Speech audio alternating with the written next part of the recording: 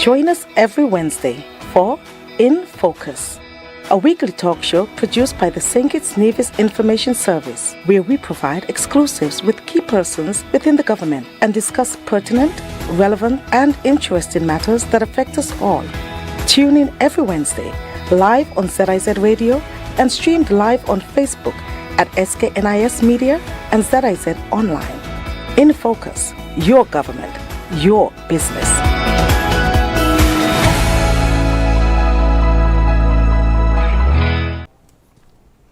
I'm Ian Richards, welcoming you to InFocus, a weekly program that takes a closer look at what's happening within and across the government of St. Kitts and Nevis. June is a busy time for the Inland Revenue Department, as there are quite a number of taxes that are due, from the renewal of business and occupation license and excise tax to unincorporated business tax and the insurance registration fees. Today we are shining the spotlight on property tax, which affects every property owner and plays a vital role in national development. How does the property tax system work? How are properties valued, and can an individual appeal the value set on his or her property? Well, joining us today with the answers are Eliza Mills, who is the Assistant Controller at the Inland Revenue Department, and we also have Mr. Norvin Rollins, who is the Chief Valuation Officer. Stay with us for InFocus for a discussion on a stronger tomorrow through fair taxation. What if your child's journey to wealth could begin with a single step? Through Aspire, every young citizen aged 5 to 18 receives $1,000 EC dollars, half in savings, half invested in their future. Financial education for life.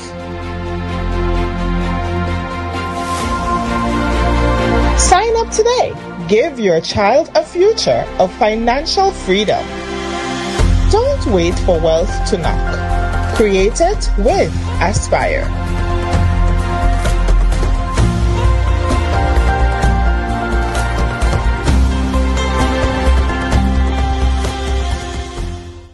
If you haven't done it as yet, please do it today.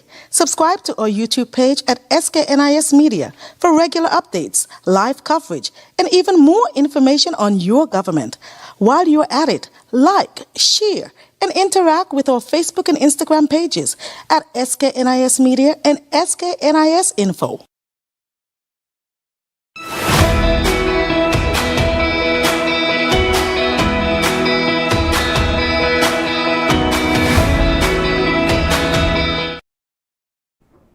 Thanks for staying with us, and allow me now to welcome back to InFocus Ms. Eliza Mills, who, as I mentioned, is the Assistant Controller of Inland Revenue. Welcome, Ms. Mills.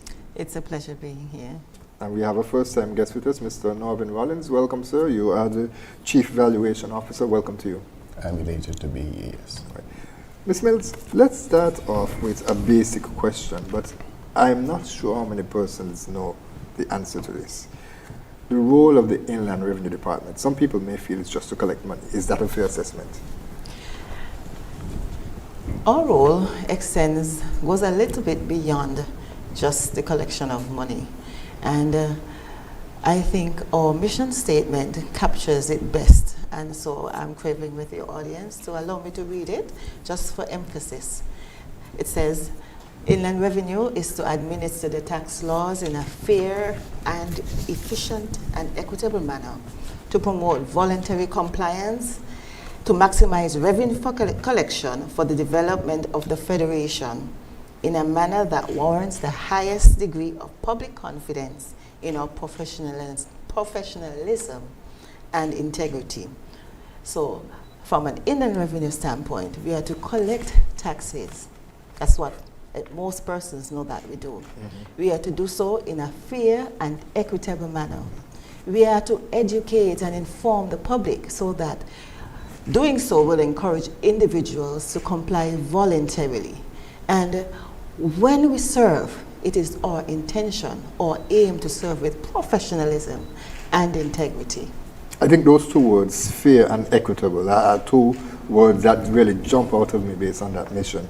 That the public confidence must really be rooted in inland revenue in terms that it's doing its job, and it does it without fear, without favor, without showing anyone any sort of bias or any preferential treatment. That's very important in what you do. That's right. And so at the core of our what we do, we uphold the law. That is the rule of thumb that governs the operations at the Inland Revenue Department. And you can hold us and what we do and use the law as a benchmark to ensure that Inland Revenue in turn fulfills its responsibilities to the taxpaying public. And I would imagine, of course, that a part of that obligation would be confidentiality. You deal with numbers, you deal with reporting for companies and individuals as well. So that's not something that persons would necessarily want out there in the public. So confidentiality, I'm sure, is an important part there. It is an important part. Every officer who is employed at the Inland Revenue Department takes an oath of secrecy. And so we are governed, we are requested, we are required to hold the trust of the public. So therefore, you should not find Inland Revenue, any of our employees divulging any information as it relates to our staff or the clients that we serve. Now, Inland Revenue is a federal department. How does it function in Nevis? Inland Revenue, it is a federal department, and Inland Revenue and St. Kitts, we work closely together. We collaborate on mutual projects, but Nevis themselves, they too are governed by the same laws that we are. Mm-hmm. So is there some sort of a separation? Is it basically like Social Security where there's essentially a branch here in St. Kitts and a branch in Nevis? The monies that are collected in Nevis, how are they dispersed? How does that work by Inland Revenue in Nevis? From our perspective, there are two revenue agencies. There's one Inland Revenue, one office operating in St. Kitts, the other operates out of Nevis. And the monies are directed to the NIA and as well as the Treasury here in St. Kitts. Okay, so the money is Ministry of collected. Finance. The money is collected in Nevis. They're used by the NIA. That's what you're saying, essentially. Yes. Okay, all right. So tell us then a bit about taxes itself now, because of course, as I mentioned at the top, there are a number of taxes that became due this month, and that would be June 15. But I have to say, I got an email reminding me a lot of that. Some persons may wonder why they're getting an email about corporation taxes if they don't have a business, but I suppose it's just a general email, and we'll speak a bit more to that. But I want to focus particularly on the property tax, because the other taxes that I mentioned, there was a deadline of June 15th, and we can talk about those a bit later since they've already gone. But the more important one is property tax. It's due at the end of the month, I gather. Tell us about this tax and how it is assessed. Now, property tax is a tax levied on land, building, or on the improvement on the land. Now, how is it assessed? It's assessed through market value, the market value approach, what we call the replacement cost approach, which I will explain a little bit further down. What we do, we calculate the market value of the land, and if there's a building on it, we also calculate the market value of that building, and we apply a tax, applicable tax rate depending on the use or the classification of the property. That's how we derive the tax for property tax purposes. You mentioned improvements on the land. What does that mean? If I strike oil? Building, building or building-like. Those are what I refer to as improvement. You might have a paveway. These are things that affect a driveway. These things affect value. A garage. You might have an additional building on the lot, and so those improve or increase your value and potentially your property tax that is paid. Can it be decreased? Yes, it can be decreased. Of course, if you demolish the property, that leads to a reduction in the price of the property. And there are other external factors that could lead to a reduction of the property tax. What about environmental factors? Say it's discovered that the land may become swampy. Will those things be taken into account? Yes, they are. If you have, as you said, land that is swampy, or you're living right next to a landfill, those are taken into consideration when calculating the value and also the property tax. Okay. And how often is property tax paid? Property taxes is due and payable on June the 30th each year. And I say that because basically you can come in between those time and make as many payments as you want to. Because let's say my taxes is $1,000. I may not have all that money one time. So I could come in and make a payment arrangement and basically pay it off by June the 30th. So basically, if your tax is $30, you may just want to come to the office once and pay. So it's a one-time payment, but you're allowed to come in as often as you can to ensure that by June the 30th, your taxes are up to date. I want to come back to that, but specifically, I want to ask, as we continue, the role of the property valuation unit, because of course we just spoke a bit about some of the factors that will determine whether or what cost is ascribed to whatever property, whether it be building or just land or whatever. So the role of the property valuation unit within Inland Revenue, tell us a bit about that. Well, the role of the property valuation unit is administering and assessing property market value for the purpose of taxation. Now, there are other roles that are responsible for, including ensuring that the tax is administered in a fair and equitable manner, ensuring that each property is assigned a valuation class, be it residential, commercial, accommodation, agricultural, and to ensure that basically that we publish all properties. A valuation list is published or made public of all the properties that are valued, and basically the classification of those properties. So we're into transparency.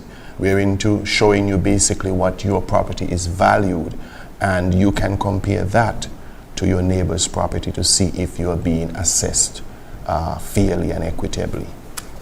I wasn't aware of this. Where is this list published? Well, we have sought to publish this list, but it's a mandate of the law. However, due to concerns of the general public, we only have that list available in the office, or you can come to the office and ask John's property, how much is it valued for?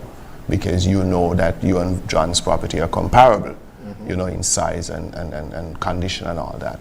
So you can get that information from the office, and we decided not to post it because of the public's fear that criminal activity may take place if people learn of the value of their property.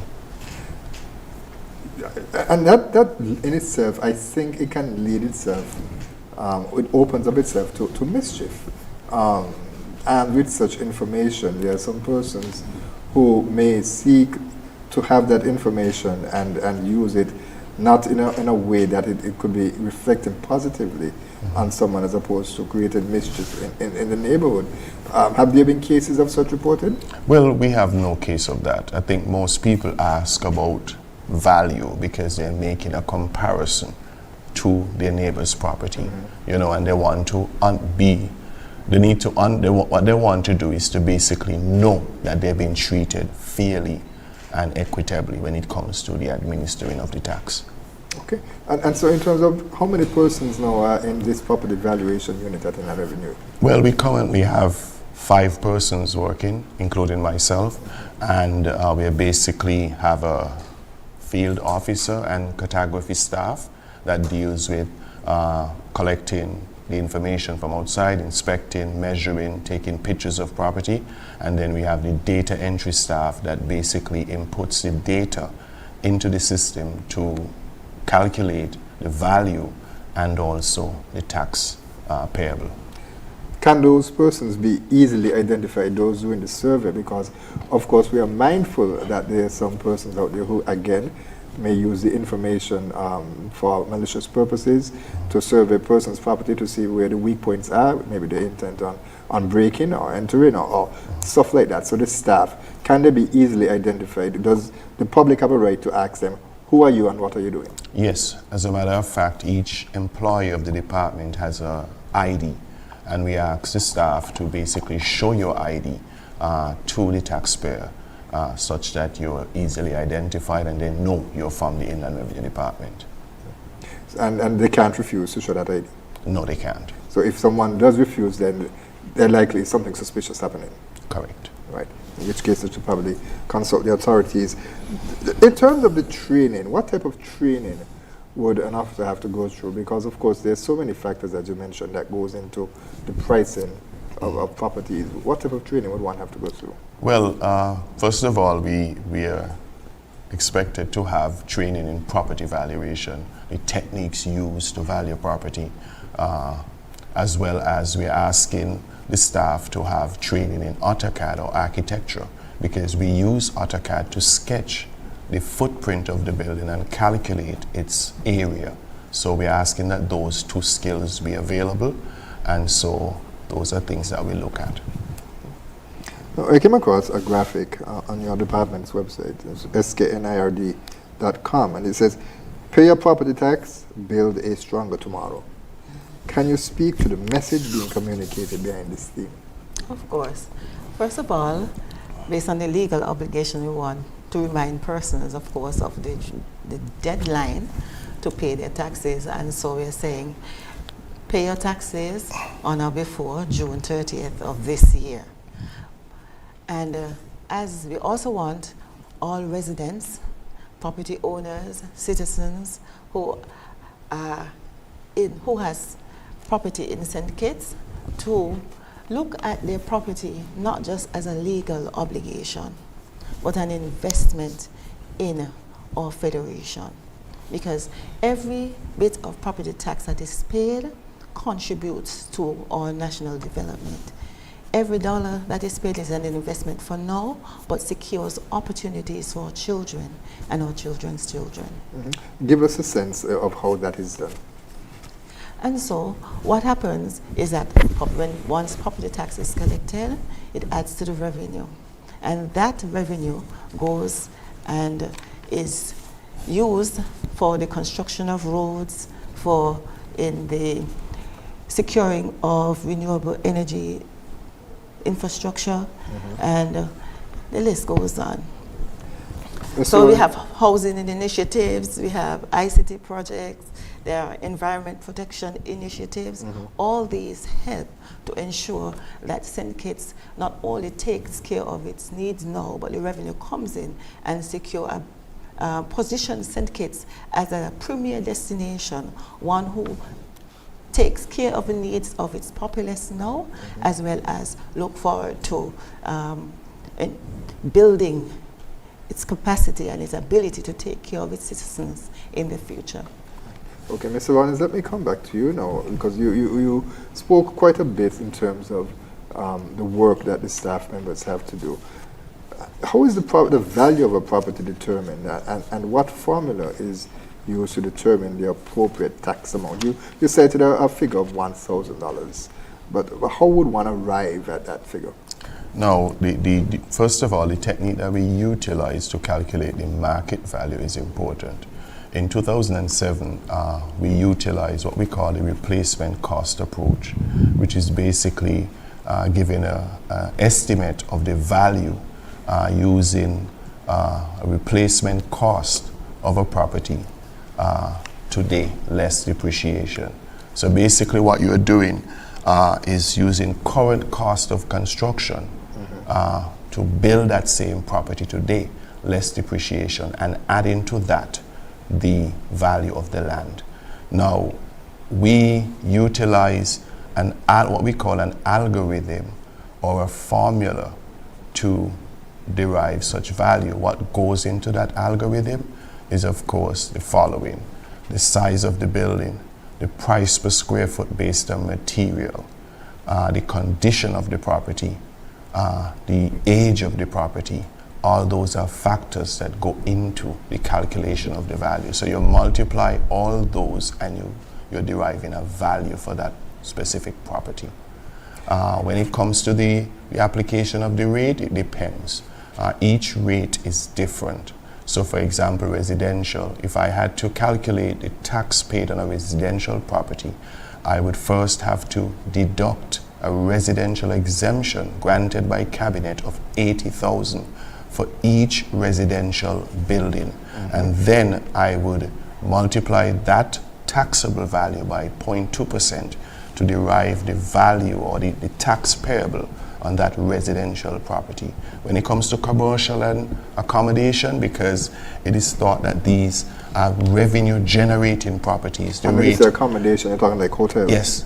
So accommodation and commercial, they are revenue generating properties, so the rate is a little higher and they do not get an exemption. The rate is 0.3%. So whatever the total value is, that is the value of the land and the value of the building, you multiply that by 0.3% and you get the tax payable for that owner or company of that property that is deemed to be commercial or accommodation.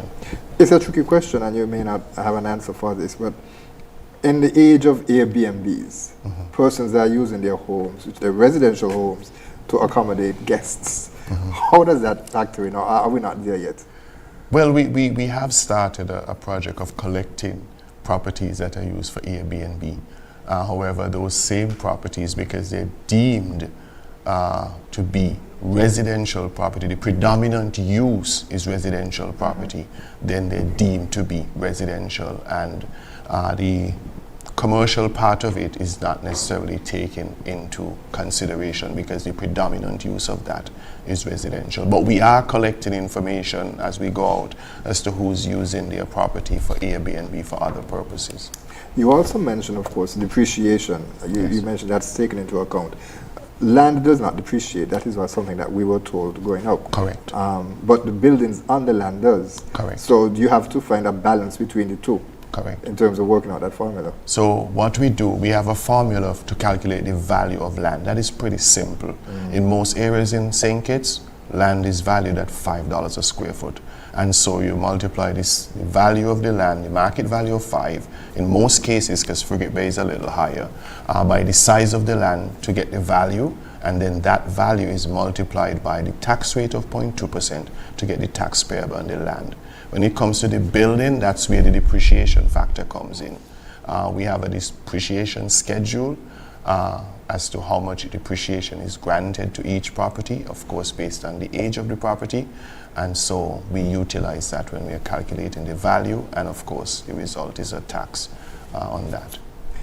Are special considerations made for properties that are not for profit, say a health clinic, not necessarily one that is funded by government, which is a question that I actually would want to ask as well too. But before you answer that one, a private properties like a non-for-profit, a church, those type of properties, they're given special considerations when it comes to property tax. Yes, they're given special consideration. However, those properties must be owned and used strictly for the purpose of non-profit or for church-like activities. So, for example, the church in itself, full exemption because we know people are worshiping there. The cemetery is also exempt from taxation, both taxation and valuation. And also the property that is owned by the church and used by a clergy for residential purposes, they are exempt from taxation and also valuation. Do government buildings attract property tax? No. As a matter of fact, government buildings and the buildings of statutory bodies are not taxable. They are not valued. We cannot value them, and we also cannot tax them. And also government schools and even private schools, once they're owned by or leased for the purpose of education, they are not to be taxed or valued by the Inland Revenue Department. Perhaps they can give some information about the agricultural properties. When it comes to agriculture, I think for the benefit of growth in agriculture production, properties that are deemed, whether it's by the valuation officers at Inland Revenue or the Director of Agriculture, as being used for bona fide farming, then those properties attract a rate of 0%, as in they do not pay taxes. So if you have your chicken, you go eggs, or you do meat production when it comes to that, any animal of any sort, and the agriculture director says that this is used for agricultural purposes, and the Inland Revenue can, of course, basically can say that for a fact that this is used for agricultural purposes, then there's a rate of 0%. Now, if the person lives on the farm in a residential property, that portion is not considered exempt from taxes. We would basically take out the portion of land that house sits on that is used for residential, and we would tax it. That's interesting. And a question that always pops up is how, if I were to go and to expand, as you touched on earlier, on my property, or to remove a building, demolish a building, or whatever aspect of it, how will that impact my property tax? And you hinted at it earlier. But I want us to discuss it a bit more with some other factors. But before we do that, we're going to have to take a break because we're up against the clock right now. Stay with us, viewers and listeners. We'll be right back with more In Focus. What if your child's journey to wealth could begin with a single step? Through Aspire, every young citizen aged 5 to 18 receives 1,000 EC dollars, half in savings, half invested in their future. Financial education for life. Sign up today. Give your child a future of financial freedom. Don't wait for wealth to knock. Create it with Aspire.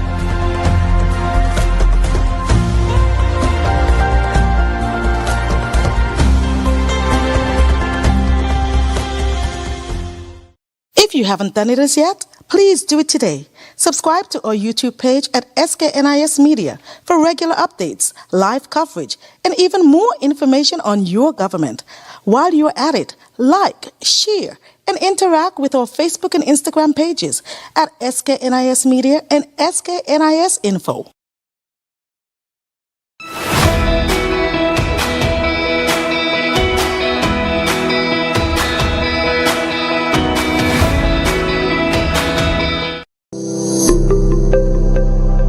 What if your child's journey to wealth could begin with a single step?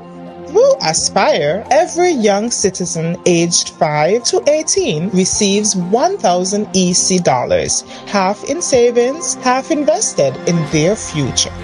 Financial education for life. Sign up today. Give your child a future of financial freedom. Don't wait for wealth to knock. Create it with Aspire.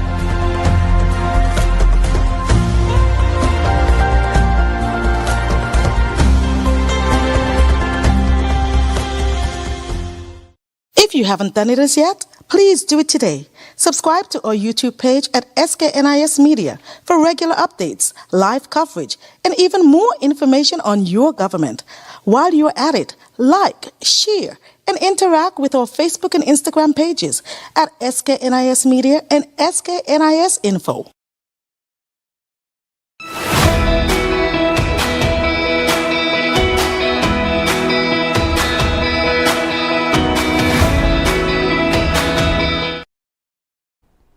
Thanks for staying with us. We continue our discussion with officials from the Inland Revenue Department, Assistant Comptroller, Mrs. Liza Mills, and Mr. Norman Rollins, who is the Chief Valuation Officer at Inland Revenue. As we touched on earlier, properties, their value can increase and decrease based on additions that are made and subtractions that are made as well. To mention that persons, they can demolish their properties or whatever. How is the department informed of changes? Is it left strictly up to the public to say, hey, I changed my property?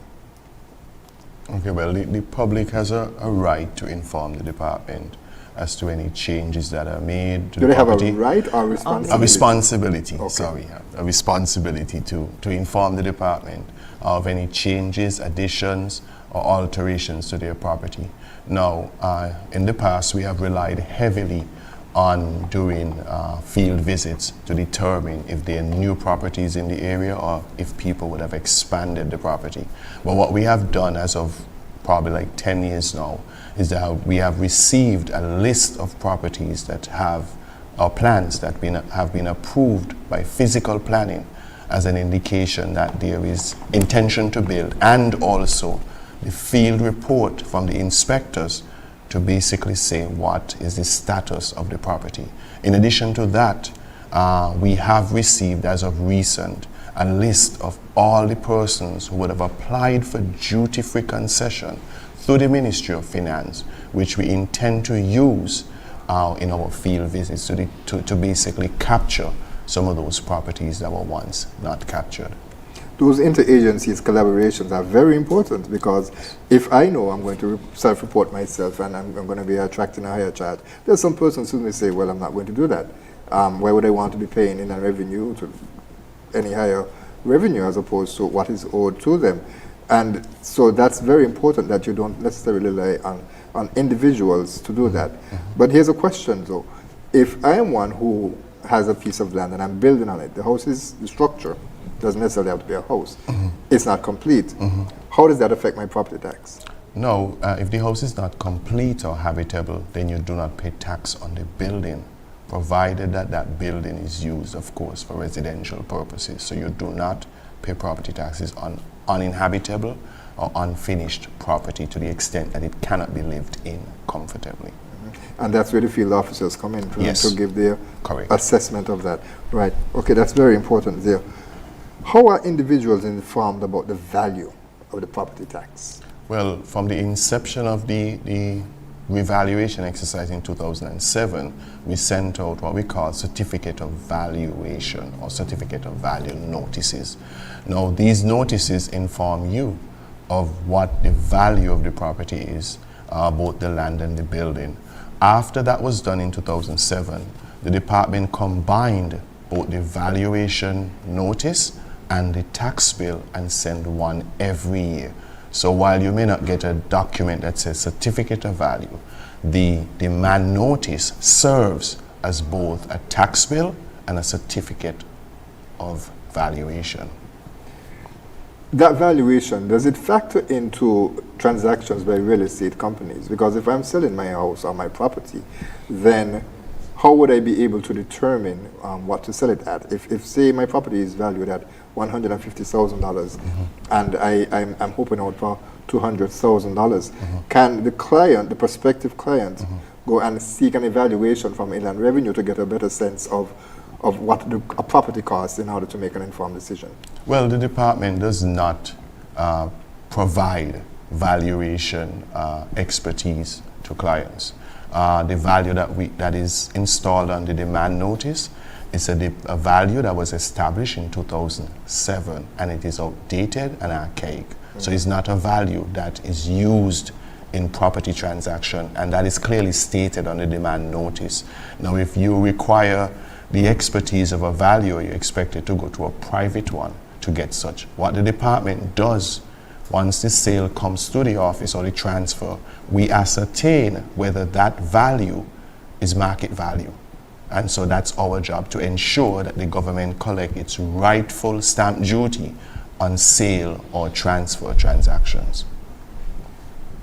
So if I decide to sell a family member a property for below market costs, based on what you're saying that the tax may be higher because it's below what the market says the property is valued. Correct. Because we do know if you're selling it to a family member, you're going to sell it below what is the market value. So the government doesn't want to lose out on that. And so we calculate the market value using today's values, of course, for that property. And if our value is higher than what you sell it for, then you'll be expected to pay 10% of our value to the government. So fair and equitable applies both, not only for clients, but also for the government as well. Correct. Interesting. All right, let me come back to something that you also mentioned as well. You said that it's old and archaic in terms of the valuation based on 2007 you mentioned. Yes. Are there plans to update that? Well, there has been discussions over the years about changing or improving the values to reflect today's market. Now, that would be, of course, very beneficial to the government and also beneficial to the taxpayer, because they would have a sense of what their property is worth, which is what you spoke about just now. It gives you a benchmark, an idea of what your property is worth right now. Okay, can a person appeal or challenge the valuation that is set by Inland Revenue? Of course. Of course, How they can can they? appeal it. You're expected to fill out an objection form. First part of the process, is to complete that form and to submit it to us. We have 45 days to resolve that issue.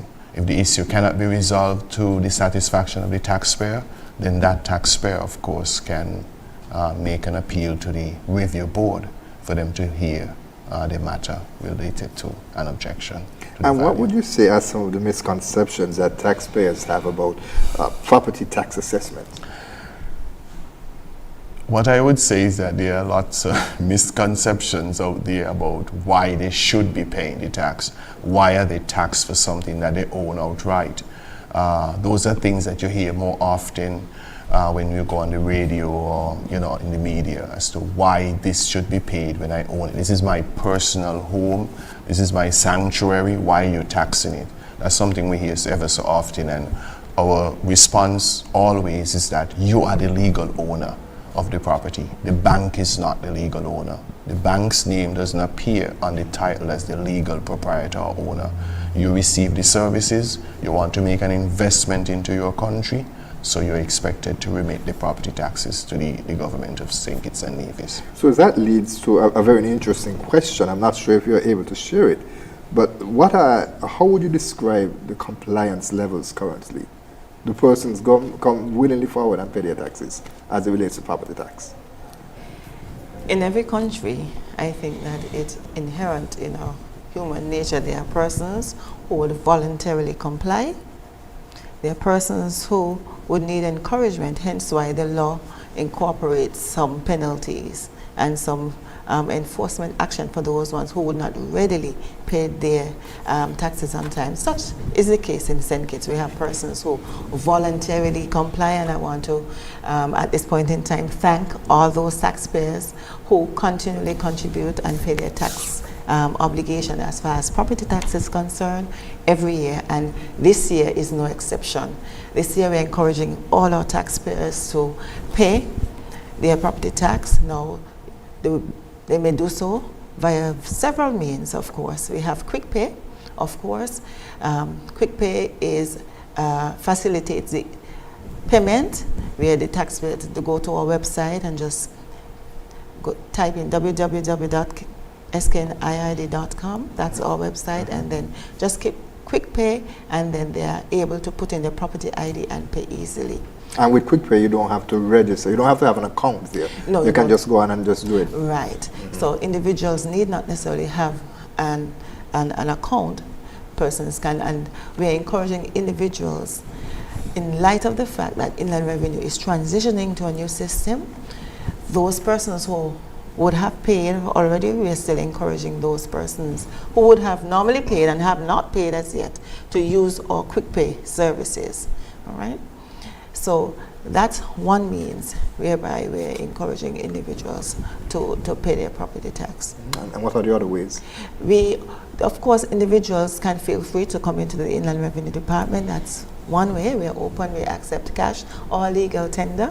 By the way, we do not refuse any funds.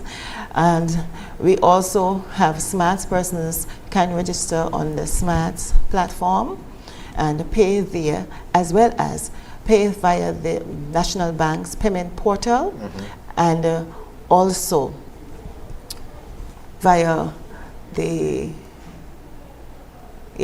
think those are the main means. National Bank's payment portal, SMARTS, quick pay in particular, we're encouraging individuals, if you have not paid and you recognize that persons, you have not paid as yet, you can come into the department, pay as you would have normally, use your property tax information from that you would have received on your 2025 demand notice and come. Persons at this point in time, we're encouraging individuals as well to come to the department. If you have not received your demand notice as yet, come to the department. We'll be more than happy to allow persons to do that. But what is important to us, there are lots, as you asked a question in relation to compliance, there are quite a few persons who have or struggle with paying. That's a fact. There are quite a few persons, and when I would have attended some town hall meetings recently, one person would have said to me, you know, Eliza, even my next door neighbor, I know for a fact that that particular person is not paying. So there is an appeal from the department to encourage individuals, owners, to see the relevance of paying their property tax, because St. Kitts is fortunate in light of the fact that we do not have a personal income tax. But the property tax is one means whereby individuals over a large, you know, because we have quite a number of persons who own property. I think it's our largest taxpayer base. These individuals can contribute to nation building. And so the appeal really is to, you do not have, as Mr. Rawlings would have said before, you do not have to wait until the end,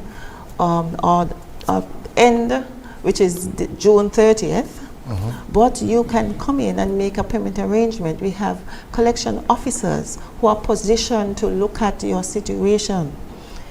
And so we're not saying to you, okay, we want you to pay X and Z. We look at the individual's ability to pay. And the onus is on the taxpayer, we're saying, to, you know, tell us your financial position, so that we can better serve you. So inland revenue, despite the fact that the law says pay, there are measures that are put in place that will allow individuals to pay based on their means, notwithstanding the fact that there is a value. Penalties for persons who don't pay and are compliant? For persons who need a little encouragement, of course, there is a late payment penalty of 10%. Interest accrues every month at a rate of 1%.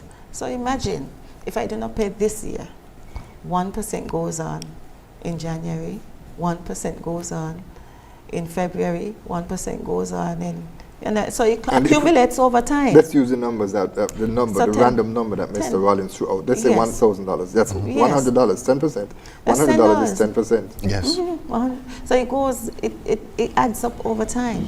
Now, there have been instances that persons want to sell their property, and they would not have paid or would have been careless in relation to their property tax obligation. They come to the Inland Revenue, and despite the reminders that Inland Revenue send, the reminder notices, the appeals that come to the various collection officers, they sometimes still expect that Inland Revenue will be lenient and not collect the tax. All right, so this, we're saying, if you do that, you are not contributing to nation building. And it means that, you know, something else would have to be sacrificed. And so, again, the appeal is all property owners use the means that are available. Inland Revenue, since its mass introduction, has employed several means to get in touch with our taxpayers. So we now contact taxpayers via email, which is something that we would not have done before en masse. We remind individuals of the upcoming notices, as well as we are positioning ourselves to say, regardless of what time of day it is, you can reach out to the Inland Revenue Department, because apart from our physical presence during the 8 to 4 period, we do have a tax assistant, and that tax assistant is called Keisha. Is a chatbot. So you can go to Inland Revenue's website, type www.skniid and interact with Keisha should you need any information in relation to property tax or any other tax type. I want to touch on the smarts in just a bit, but there's something that I wanted to ask in terms of the trends. What trends are we seeing in terms of payments to Inland Revenue and the compliance as it relates to property taxes? Are persons becoming more compliant? Because, of course, you would see that the economy, as it expands, that there are additional buildings that go down. So have we seen increases in terms of persons being compliant? Even though the numbers are going up, is it going the other way? What are the trends? As far as Inland Revenue is concerned, I don't think I can speak intelligently at this point in time in terms of our numbers, right? But what we have seen, or what we know to be true, is that there are persons who remain non-compliant. And Inland Revenue, because of our responsibility to reach out and to try and encourage them to voluntarily comply, we continue to do so, right? The property tax, however, has been one of the greatest revenue generators of income revenue for our country, and this year in particular, the revenue target is 22.87 million, and so we recognize that citizens can, and they're encouraged to, right, pay their property tax because of the fact, not simply because it's a legal obligation, as we have said before, but we are helping to contribute to our nation. All the facilities that we so readily enjoy. We enjoy the roads, we enjoy the infrastructure. We boast about St. Kitts being a wonderful place to be. And of course, when our regional counterparts or come to St. Kitts, we say, well, they enjoy St. Kitts, all right? And we are in a privileged position because not only are we serving our own, our populace here, but the product, there is benefit because individuals, we have a tourism product that is second to none. I have not heard in any conversation, and especially as it relates to our social, as St. Kitts become more, the product is advertised and marketed, you recognize that St. Kitts is a premier destination, and that is primarily because of the contributions, the individual contributions that our property owners and other tax revenue owners, they lend to the pot. Right. All right, let me follow up on something you said. Yes. You said the target is 22.8 million. Is that higher or lower than last year? And what influences that target goal? It is slightly higher than last year. Which was, do you remember the number? If you don't have the number, yes, don't guess. No, right, no. But it's higher. Yes, it's higher than last year. And of course, I cannot speak to what would influence the increased target intelligently. However, what I do know is that Inland Revenue we are expecting to collect, or via our education programs, to collect revenues from those persons who have not paid. And so for the first time, we are sending emails, we are encouraging individuals on a monthly basis, so much so that individuals are saying, but these emails are coming, regularly. And our collection officers are actively working to ensure that, everybody make their fair and equitable contribution to nation building. And so we are actively working to ensure that revenue is collected from all persons concerned. those that regularly pay, and those that do not. Okay. Mr. Rollins, just a quick question, something that occurred to me as we were having a discussion. Beach bars, they don't own the land, so the tax is charged on the property alone? Yes, but in relation to, if you're speaking about Frigate Bay, those properties are not registered yet. We are looking into the possibility, the actuality if they should be taxed. That's something we're looking at this point in time. Because someone may argue, why is Frigate Bay excluded? Why not South Friars Bay? No, I mean, and the thing is even though you may not own the land, if you have a lease, and in that lease agreement you're expected to remit the taxes, then you'll be taxed as if you're the owner of that parcel. So as we speak, we're in the process of looking at those, and we will make a determination on those. All right. We're going to take our final break. We're up against the clock with just about 10 minutes left. But I want to get this added because we're going to show a video of some of the taxes that you mentioned that can be paid online. So we're going to take that break right now. Stay with us, viewers and listeners. We'll be right back with more In Focus.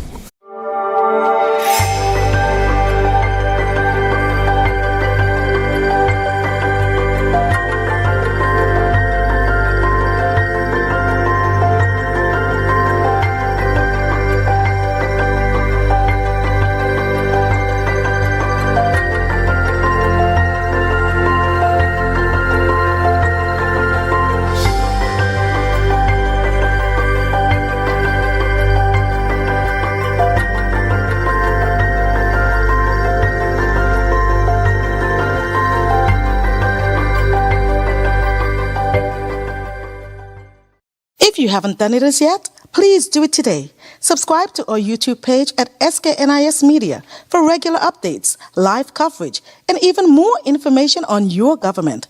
While you're at it, like, share, and interact with our Facebook and Instagram pages at SKNIS Media and SKNIS Info.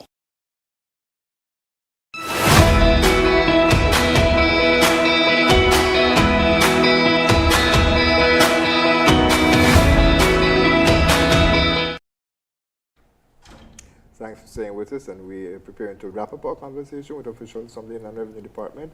We spoke a lot about property tax, and now we're going to move about how can you pay your taxes other than having to go in. Most persons are doing business online. Certainly that is something that the government is encouraging, and there is something called the SMARTS system. Ms. Mills, tell us about SMARTS.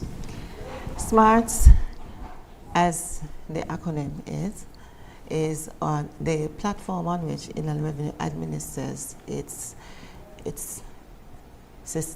taxation. Inland Revenue administers its taxes using this platform. It stands for Sustainable Modernized Administration Tax Revenue System, right? It was first introduced in March of 2024, and we have seen that individuals who have begun to use, who have registered for SMARTS, have begun to realize the benefits of doing so.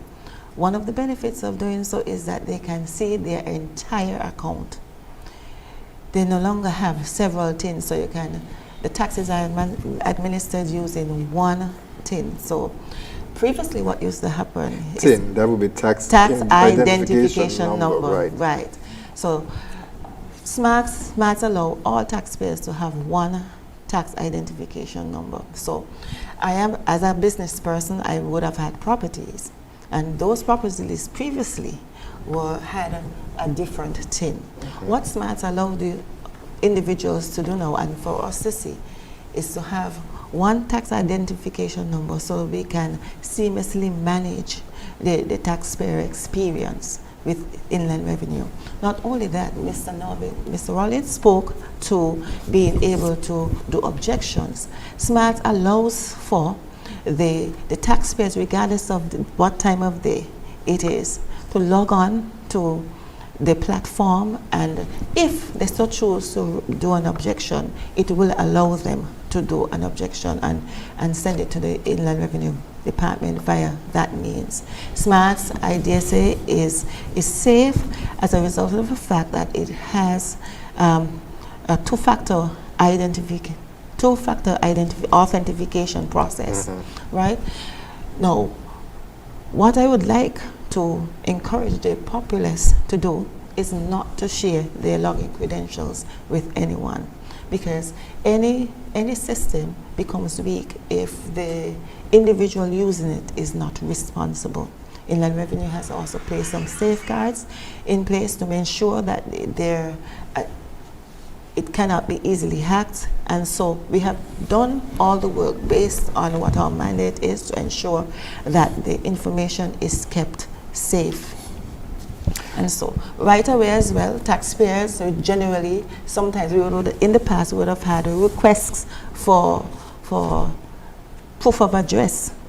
One benefit is that the taxpayers can now go on and use information readily available, official documents readily available in SMARTS to provide that proof of address, rather other than coming to the Inland Revenue Department. So that you can use that to service a bank or whatever. Absolutely, absolutely. Okay, that's interesting. How many persons, well, it's again a general question that you may not be able to answer, but how many persons are taxpayers in this country, and how many of them are, what percentage would you say are registered for SMARTS? What I would like to say to that is, I will generalize. Since the inception of SMARTS, our taxpayers have been encouraged to file online, all right? And we started with our business taxpayers. And what we have seen is that they have begun to file online regularly, and they're enjoying the experience, all right? So most of our taxpayers that are non-property owners have now registered on SMARTS. Now, with respect to property owners, however, this year is the first year, as a matter of this, in June, in the month of June, this is the first time we are actively administering property tax via the SMARTS. And so this is what we started with, issuing the demand notice via SMARTS.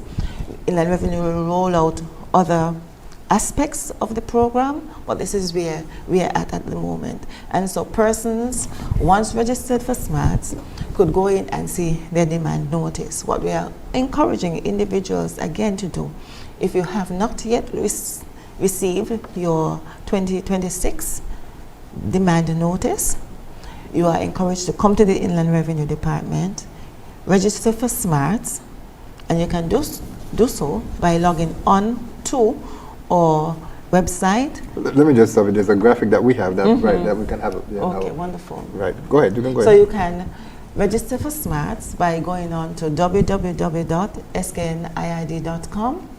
Click SMARTS, then you proceed to log in. All right. Then you click create an account. All right, for first-time users. Now, everybody who has not had an account prior to 2024, where you must go in as a first-time user. Then you enter your email address, and then your password. As the steps would have indicated, and persons are seeing them on the screen, these are the steps that you should take if you are registering your property. Now, equally important, this step allows individuals the access to the My Government portal, because My Government portal is just a gateway, right? To get to your Inland Revenue account, there are some additional steps where individual has to activate their account. Right? We have that graphic as well to activate. Right. Right. So individuals are expected to activate their account first by securing the information from Inland Revenue, the authorized activation code, and then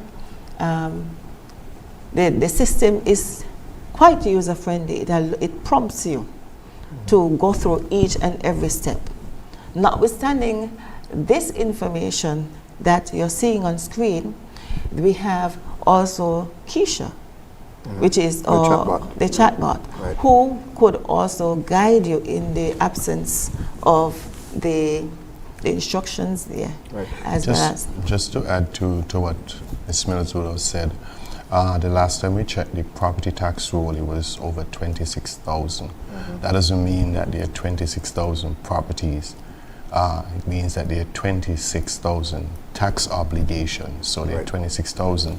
You expect 26,000 demand notices to go out and so forth. And I say not 26,000 properties because timeshare, each owner of a timeshare is taxed, but it's one property, but they own it for a specific period of time. So we have over 26,000 property tax obligation or demand notices that are sent out.